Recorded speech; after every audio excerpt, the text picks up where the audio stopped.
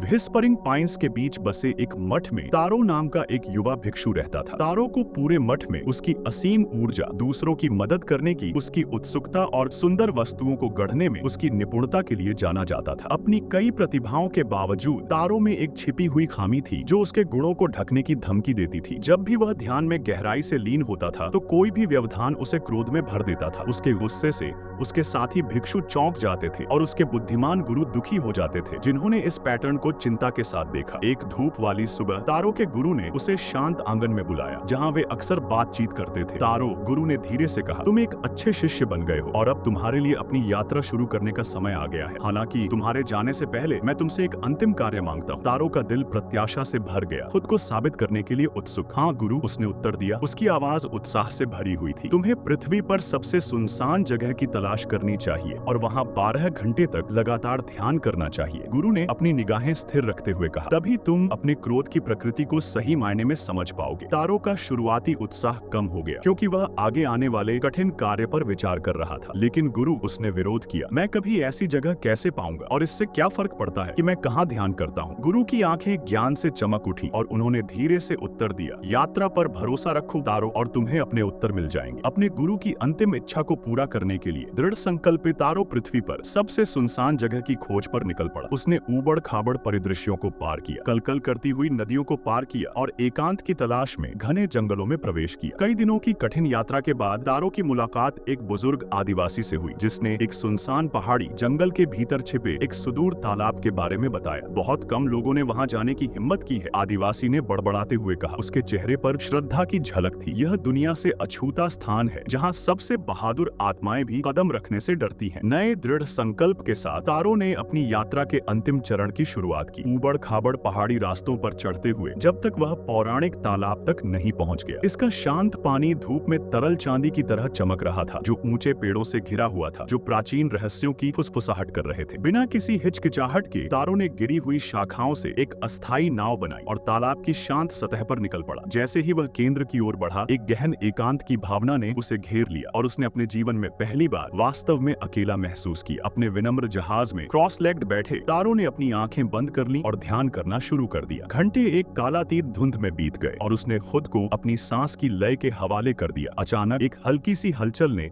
तारो को उसकी समाधि जैसी अवस्था से जगा दिया। वह झुंझलाहट में भौहें सिकोड़ रहा था। उसे यकीन था कि उसका एकांत भंग हो गया है, लेकिन जैसे ही उसने अपनी आंखें खोली, उसे आश्चर्य हुआ कि उसके आसपास कुछ भी नहीं था और कोई भी नहीं था। एक आवारा लकड़ी उसकी नाव से टकरा गई थी, जिससे अन्यथा शांत पानी में लहरें उठ रही थी। स्पष्टता के उस क्षण भंगुर क्षण में तारो को एक गहन रहस्योद्घाटन का अनुभव हुआ। यह हमेशा से मैं ही था, उसने अपने आप से फुसफुसाया। उसकी आवाज शांत तालाब में गूंज रही थी, मैं ही अपने गुस्से के लिए जिम्मेदार हूँ। इस नई समझ के साथ तारो का दिल कृतज्ञता और करुणा से भर गया। उसने महसूस किया कि सच्ची खुशी केवल अपने भीतर ही पाई जा सकती है और आंतरिक शांति की कुंजी एकांत में नहीं बल्कि आत्म जागरूकता में निहित है।